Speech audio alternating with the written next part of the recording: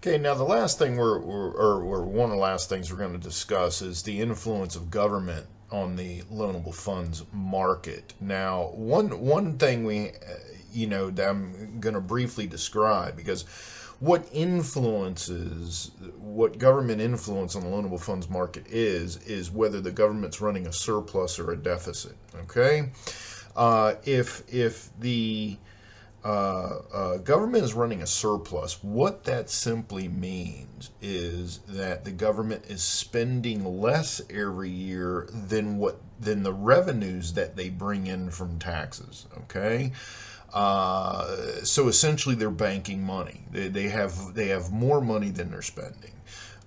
Just like a household. If a household has more money than they're spending, they typically put it in a saving account. Government does the same thing, just on a much larger scale. On the flip side, the government's running a deficit. That means that year over year they are spending more than they're bringing in tax revenue.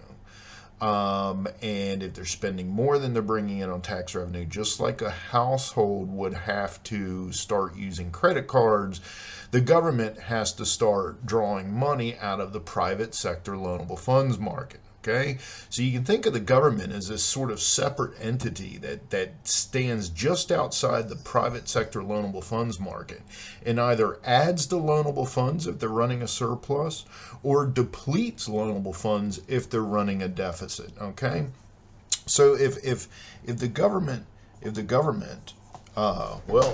just ran out of magic marker, so here you go. I got a new one here.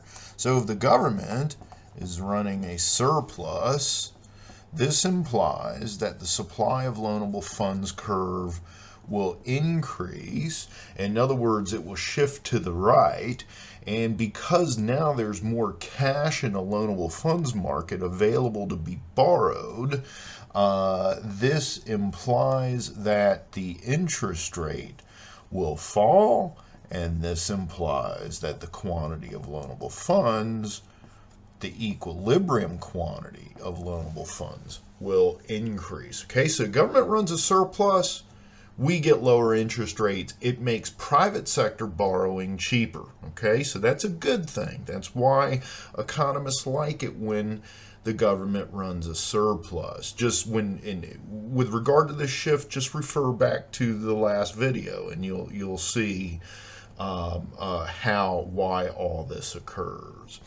Now, when the government runs a deficit, it's a little bit of a different beast. Okay, the dynamic is the same, but there's an extra issue that we have to think about. So, when the government runs a deficit, that means they're spending more than they bring in.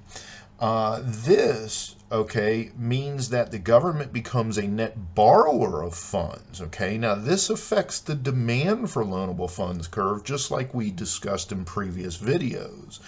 This implies that the demand for loanable funds increases, which then results in an increase in the interest rate. Okay, now it's this component here. It's that change in Q star LF that's questionable when the government runs a deficit. So when the government runs a surplus, it's straightforward. Supply of loanable funds shifts right, pushes interest rates down, increases the quantity of loanable funds available in the private sector market. When the government spends more than it makes, though, it increases the demand for loanable funds. This increases the interest rate, but what happens to the quantity of loanable funds in the private sector?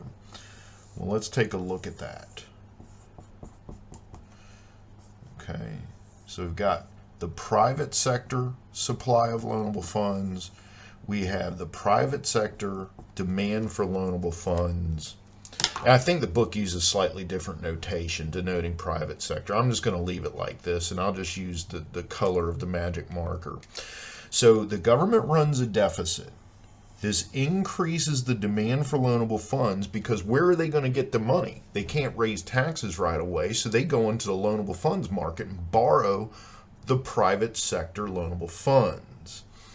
Aha, here's the key. The original equilibrium interest rate was here.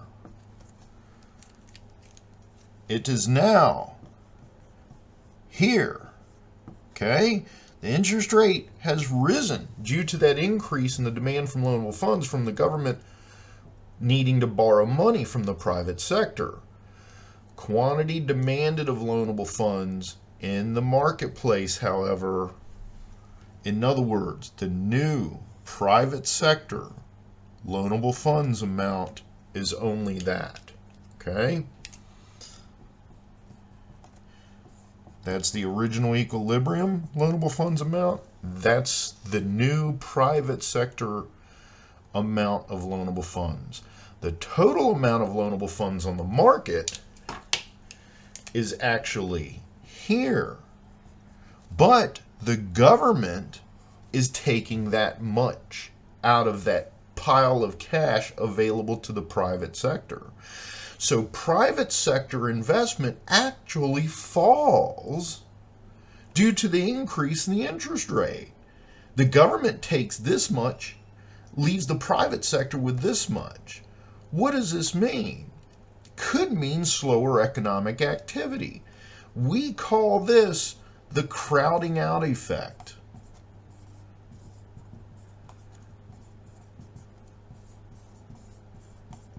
The crowding out effect. This occurs when the government runs a budget deficit and siphons off loanable funds from the private sector, meaning that the private sector doesn't want to invest as much as they normally would have due to the higher interest rate, leaving less investment in the private sector. In other words, if companies are investing less, it means they're expanding less, it means they're providing fewer jobs, it means their output levels fall, it means that can hurt economic activity. This is why economists don't like when governments run budget deficits. Now, we've been running budget deficits since the mid-90s. Why, I don't exactly know, but we have. Anyway, has this crowding out effect actually occurred? Has the private sector been negatively influenced by this? We'll address that in the next video.